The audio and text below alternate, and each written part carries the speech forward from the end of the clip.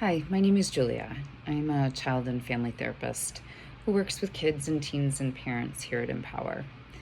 One of the areas of specialty for me as an occupational therapist, as well as a therapist who has worked in healthcare settings, is helping kids and their caregivers, their families, who have medical anxiety or perhaps have experienced a medical trauma. So today's video is about how to help your child when facing anxiety or avoidance, or maybe even really strong panic about going for routine or maybe more specialized medical care. This is a huge topic, and there's lots of resources and information. Today I'm going to focus on the idea of how to co-regulate your child's anxiety at the doctor. And I wanted to start by talking just a little bit about emotional regulation, which is a term we hear so much, and starting with just an understanding of how to regulate yourself, and then considering how to regulate with your child might be valuable. When we regulate an emotion, the emotion is present, we feel it in a way that we recognize as discomfort, and that is the experience of the emotion. To regulate an emotion is to become aware it's there in a conscious way that sort of keeps you in a place of choice. You're aware that you're being influenced by that emotion. You're aware that you're uncomfortable, and you are choosing instead of reacting. So when we do this with a child, we are working with a brain that does not yet have the wiring, the capability, or at least not consistent ability to do this self-reflection. I'm aware of what's happening, and I'm aware of a need to pay attention, and I'm able to kind of feel in control enough to respond. I may ask for help. That's an example of regulatory behavior.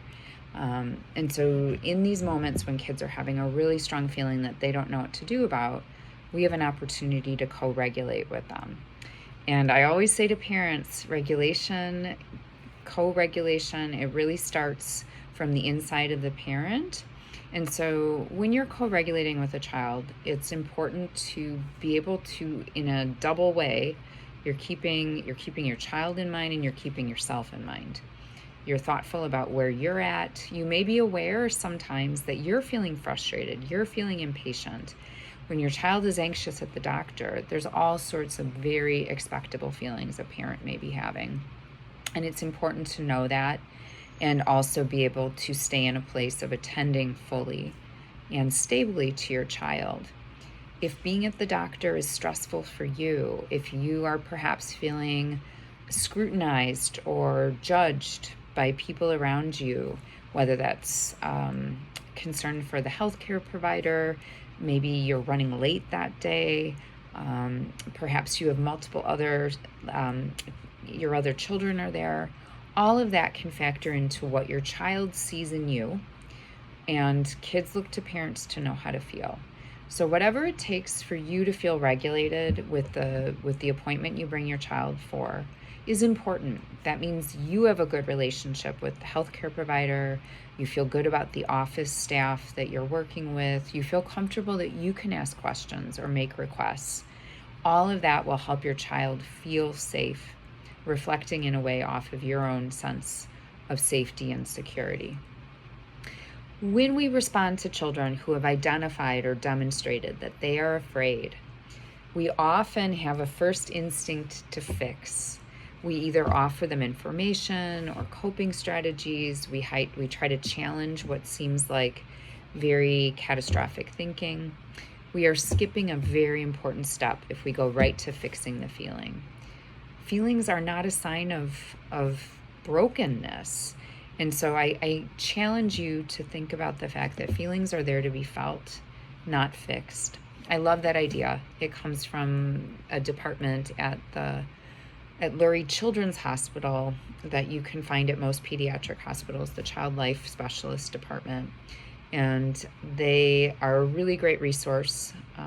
If you are seeking hospital care with your child, ask for a child life specialist to be involved. The idea of felt safety, comes from feeling very heard and respected for whatever that feeling is. We start by simply letting children feel like we're listening and we're taking it seriously. That may sound like in some ways kind of agreeing with your child. Yeah, you're really scared. Oh, yes, I hear you. You're really scared. Oh, this is hard. I am here. Oh, that must be so hard. And when children can feel accompanied, there is an ability to accept help then, but we can't be sure, in any of us, that someone can help us until we feel like they've really heard us. So giving that attention, giving that validation, which is different than saying, oh, I can see you are. It's a lot more reflecting back to the child, however they're describing the situation to you. And at that point, you may find your child is ready to do some breathing with you or is ready to hold on to a stuffy. But don't skip that step.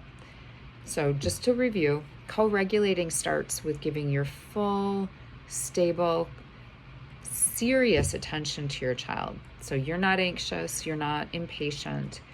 You are fully respecting the importance of what they're trying to describe to you.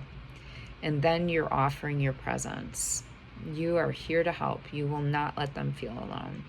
That you are ready and able to be right next to them through the whole thing.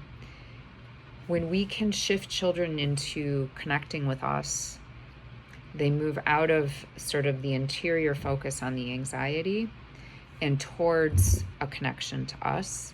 And what we know from brain science is, from that perspective, we have access to the part of the brain that is registering fear and danger, and emotional security can regulate physical insecurity. And so with the power of a strong relationship and felt trust, we can be that stabilizing, co-regulating emotional presence for children. If you are seeking more specialized help, if you are seeking more support for yourself or for your child or for both of you, I would encourage you to think about individual or family therapy.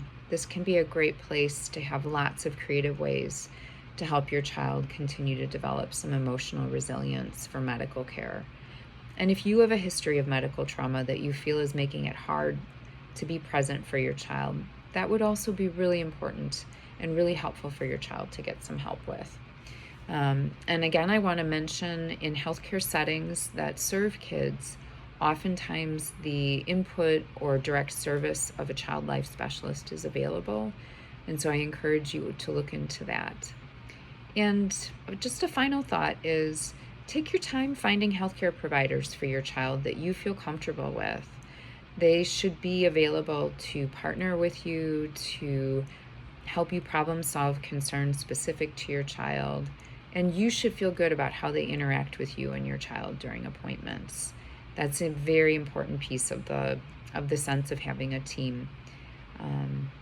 I hope that this has been helpful, and thank you so much for your interest in keeping your child healthy and the inside and the outside.